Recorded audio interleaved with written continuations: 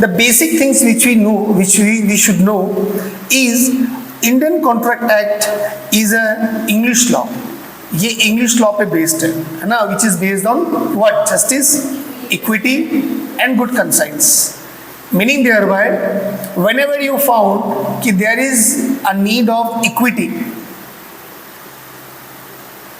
मतलब whenever you have a confusion कि किसको मिलना चाहिए, क्या होना चाहिए, क्या नहीं होना चाहिए, तो आपके दिमाग में क्या होना चाहिए, लॉ ऑफ इक्विटी होना चाहिए. लॉ ऑफ इक्विटी क्या बोलता है, no one should be unlawfully enriched. Are you getting a point और नॉट?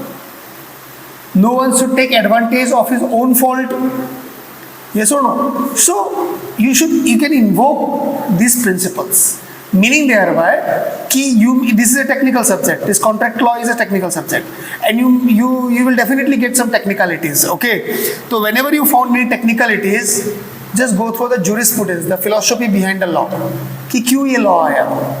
Say for example, नया आपको मैंने बोला कि आज अगर आपने मुझे ये आंसर दिया तो I will give you 10 rupees. आपने आंसर दे दिया, but now I am saying कि I will not give you 10 rupees. Though there is offer and acceptance consideration, but whether it is a contract, the answer is no, because there is lack of, you don't have the intention to take legal obligation. It is of social in nature. So कभी कभी आपको ये मिलेगा कि इसमें तो सारा ingredient है सर, ऑफर भी है, एक्सेप्टेंस भी है, कंसिडरेशन भी है, लेकिन तब भी ये कॉन्ट्रैक्ट क्यों नहीं हुआ? क्योंकि जो सोशल एग्रीमेंट्स होता है, बर्थडे पार्टी में आपको कोई दोस्त बुलाया, फिर देखा कि बर्थडे पार्टी नहीं हुआ, आपको सिनेमा देखने के लिए कोई लेके गया, फिर देखा कि सिनेमा ही बोला कि no I am not available, I am busy, और आप टिकट लेके खड़ा है सिनेमा हॉल के सामने. Are you getting my point और not? So here these are social agreements. What? Social agreements. So but there are some agreements which are prima facie social लगता है, लेकिन अगर पूरे substance को पढ़ोगे तो लगेगा कि there is an intention to create legal obligation. We will discuss some of the case laws, okay, in reference to this, like Balfour versus Balfour, okay. Now when we say agreement, so there need to be two parties, because there need to be one who is offering and the other who is accepting. Okay? तुम अपने आप के साथ contract नहीं कर सकता. Are you getting my point or not? Yes. One person can make contract with himself when he is holding different position. Say for example, I am the author and at the same time trustee also. So I transfer the property, trust property, I transfer my own property to the trust. And who is the trustee? I myself. So in this situation, I am transferring my property to myself. But individual से कहाँ लेके जा रहा हूँ उसको? Trustee. समझ में आ रहा नहीं आ रहा? तो ऐसा भी हो सकता है, क्योंकि आप जब ट्रांसफर ऑफ प्रॉपर्टी एक्ट पढ़ोगे तब आपको मिलेगा कि property can be transfer to oneself also. Yes or no? Online, make some noise. Okay? Okay. So, in the Indian Contract Act, आप लोगों ने क्या क्या मेंशन किया? आप लोगों ने मेंशन किया about free consent, about two parties, about competency, considerations, offer, acceptance. Yeah. Now, when we say free consent, what is free consent? अगर तुम्हें अपनी गाड़ी बेचना है तो तुम्हारा ये क्या होना पड़ेगा? फ्री कंसेंट होना पड़ेगा. क्या होना पड़ेगा? Free consent. मतलब there should not be any kind of coercion, undue influence, fraud, misrepresentation, mistake. Are you getting my point और not? It should be free from this. So एक कॉन्ट्रैक्ट बनने के लिए सबसे इंपॉर्टेंट चीजें वो है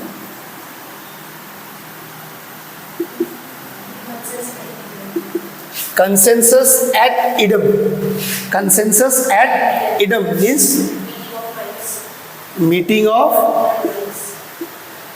minds. मैं आपके घर गया, आपका बहुत बड़ा स्टेबल है जहां पे ब्लैक, ब्राउन, वाइट हॉर्सेस है, ठीक है. मैं आपके पास गया desire to purchase the black horse. Okay, I ordered you the black horse, but आपको लगा कि आपने क्या किया, आपने white horse दे दिया. तो यहाँ पे consensus at Edom है क्या? What I want, the black. What you delivered, the white. So there is lack of consensus at Edom. Are you getting my point or not? I want basmati rice, and you delivered me Johar rice. So what is lacking here? Consensus at Edom. There is no meeting of mind. When there is no meeting of mind, there is no valid contract. ये बात याद रखना. समझ में आया online? मैं आपके points को पहले ऐसे थोड़ा सा ब्रीफ बता देता हूँ, ठीक है ना? उसके बाद मैं अपना हूँ. Now, when we say competency, what? Competency. Now see, एक कॉन्ट्रैक्ट लॉ जो है, यहाँ पे कमर्शियल ट्रांजेक्शन्स होता है. क्या होता है? तो इंसान का फिनेंशियल लायबिलिटी भी इंकर्ड होता है नहीं होता है? नहीं होता है. अगर आपने इंस्टीट्यूट में एडमिशन लिया तो आपका एक फिनेंशियल लायबिलिटी है ना, नहीं है ना नहीं?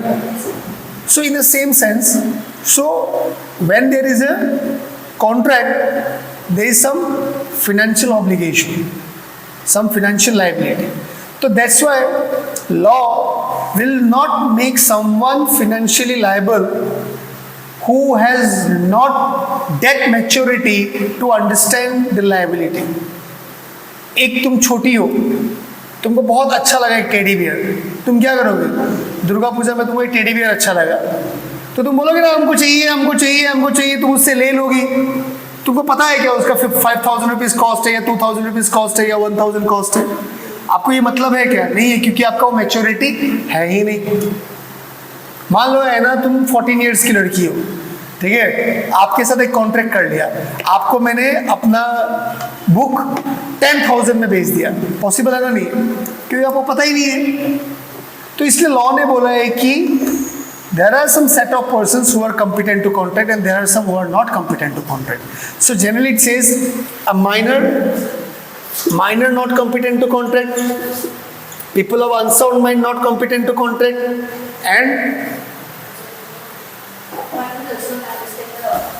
unsound mind not competent to contract, then minor not competent to contract, and who is legally disqualified by law to contract is also not competent to contract. Yes or no? Like bankrupt, these are not competent to contract. So law made some of the persons who are not competent to contract. Are you getting a point? Because of understanding and because of financial. अगर कोई bankrupt है, insolvent है, उसके पास पैसा ही नहीं है, सिर्फ contract कैसे करेगा? क्योंकि कॉन्ट्रैक्ट करने के साथ साथ क्या आएगा? फिनेंशियल ऑब्लिगेशंस आएगा. And if you are bankrupt, how you will incur financial obligation? How you will take financial obligation? Are you getting my point? Next, consideration. What? Consideration. Priyanka, consideration का मतलब क्या होता है? What do you mean by consideration?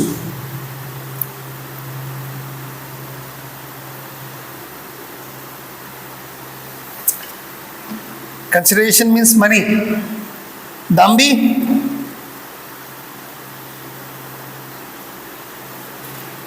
Something in return. Consideration. तुम जाकिर कभी कभी आते हो, कभी कभी गायब हो जाते हो, जो क्या बात है? तो कंसिडरेशन का मतलब क्या होता है? Something in return. What? Something in return means quid pro quo. डम्बी, डम्बी, am I not audible to you? डम्बी,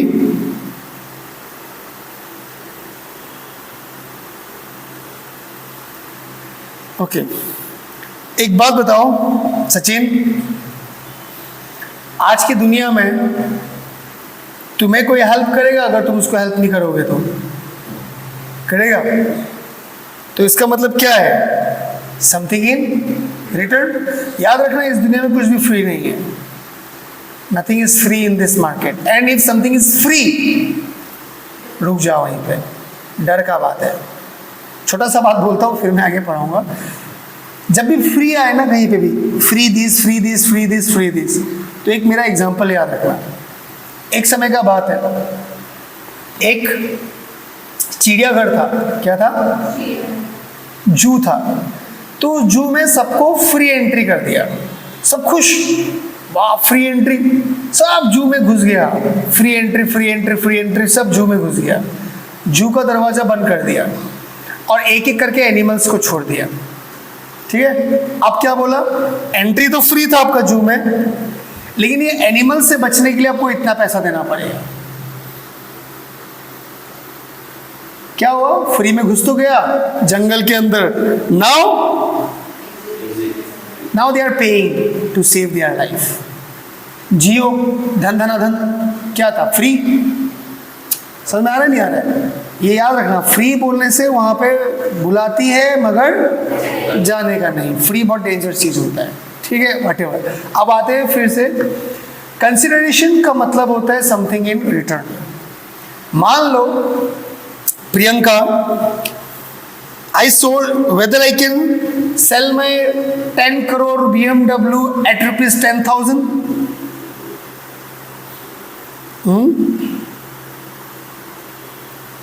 क्या मैं अपना 10 करोड़ का BMW 10,000 में बेच सकता हूं?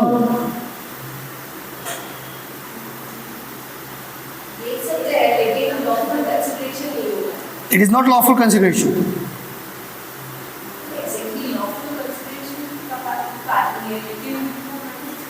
So there is a proper contract. मैं एकदम एग्रीमेंट बनाया हूँ, though it is a contract of movable property, तो it can be oral also. So मैंने चलो रिटर्न में बनाया कि I am willing to sell my BMW to Asha Purna at rupees 10,000 rupees. Yes, it depends upon only the consensus and freedom, meeting of mind. If there is meeting of mind, it is lawful consideration. Adequacy of consideration is not essential. तुम्हारे लिए इनएडिक्वेट भी हो सकता है कि यार 10,000 में बेच रहे हो, लेकिन अगर यहाँ पे फ्री कंसेंट है, no coercion, undue influence, no mistake, no fraud, are getting my point और नॉट, तो even the consideration is inadequate, it is lawful. Are you getting my point? Lawful consideration and inadequate consideration both are different. फिर we get some of the situations where without consideration also there can be a valid contract. Like if there is a agreement written signed with near ones out of love and affection. मान लो मैंने out of love and affection अपनी wife को return agreement करके बोला कि I will give you this Italian watch, okay, of ₹6 crore. ठीक है, gift देने के बाद क्या मुझे कुछ मिलेगा क्या? Nothing. It is a valid contract. अगर मैं फ्यूचर में नहीं दिया, my wife can file a case against me to get the watch. Are you getting my point out? Because she is in my near relation, wife, out of love and affection मैंने दिया है, and it is written and signed. Are you getting my point or not? It's a valid contract. It depends whether it's a near relation or not. Relative near relation. Yes.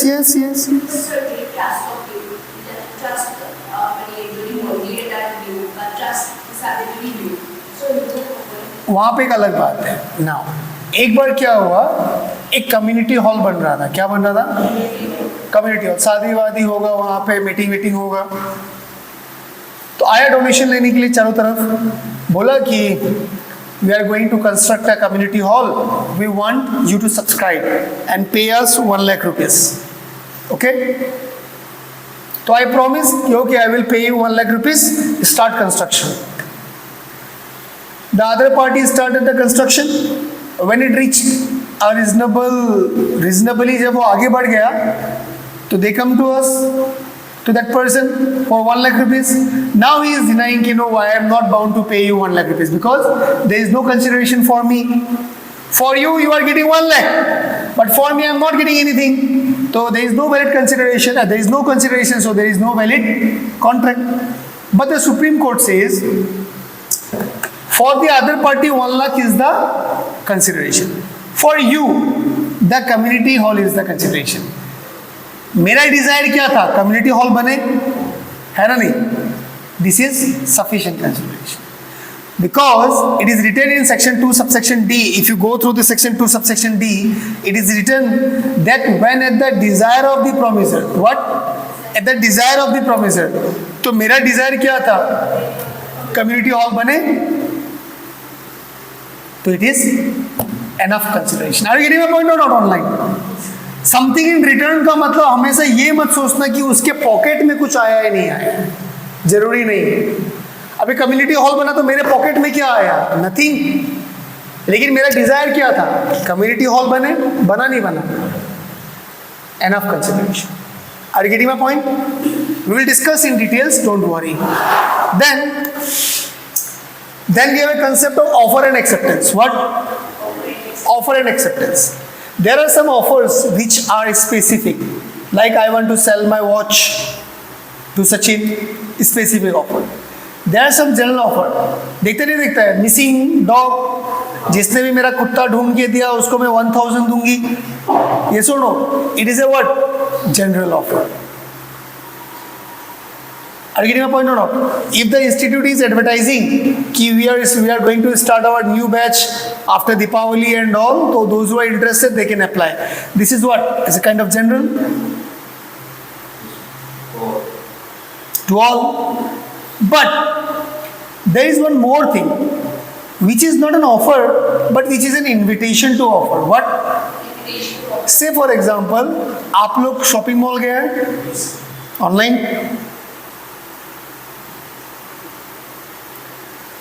Shopping mall में वो showcase में ऐसे लगा हुआ रहता नहीं रहता है, कपड़ा रहता है, बैग ऐसे लटका हुआ रहता नहीं रहता है, उसमें लिखा हुआ रहता है 999, 499, व्हाटएवर।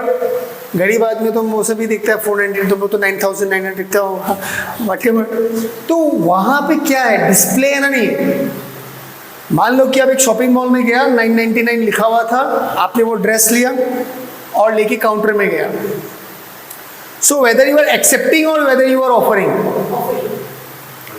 याद रखना, display of goods are invitation to offer. What?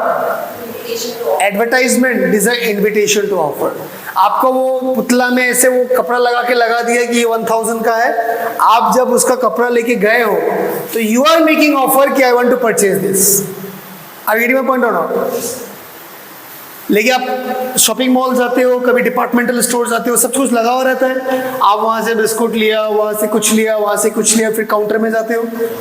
तो आप जब काउंटर वो सामान लेके गए हो, यू आर ऑफरिंग कि I want to purchase this, और उसने अगर बोला ओके टी टी टी टी टी okay, then it got an accepted. Are getting a point और not? Getting a point? Yes.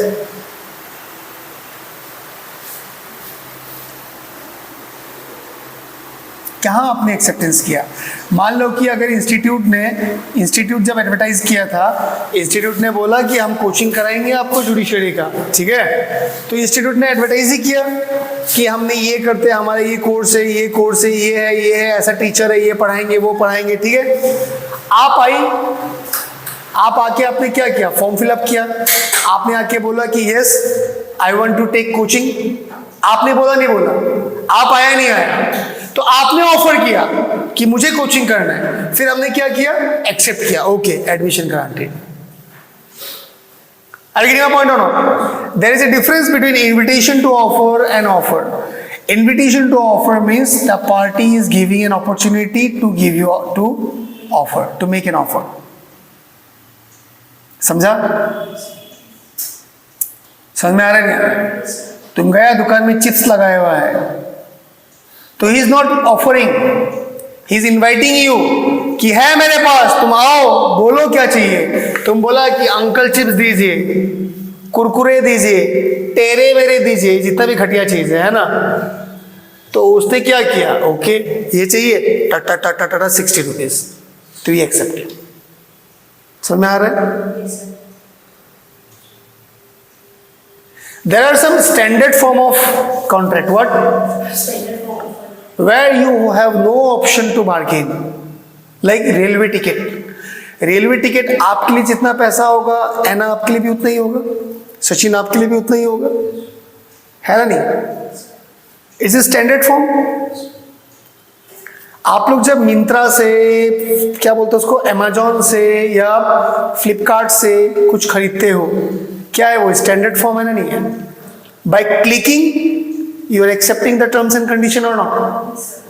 Are you getting my point और नॉट? समझ में आ रहा है, नहीं आ रहा है? समझ में आ रहा है? ई कॉन्ट्रैक्ट से सब क्या है, e contract. So the most important stage is the stage of acceptance. याद रखना, the moment an offer got accepted, कहीं ना कहीं यू आर, क्या था, तुमने गन पाउडर में माचिस लगा दिया। It just like you are, क्या बोलते हैं, you are putting fire on a gunpowder. The moment it got accepted, खत्म, आ गया एक प्रॉमिस, और उस प्रॉमिस के साथ अगर कंसिडरेशन है तो ऑटोमेटिकली वो क्या बन गया है, एग्रीमेंट। और अगर वो एग्रीमेंट एनफोर्सेबल बाय लॉ है तो ऑटोमेटिकली क्या बन गया, कॉन्ट्रैक्ट। तो the moment it got accepted, promise, consideration, agreement, contract. तो what is the most important stage is the acceptance. Are getting my point?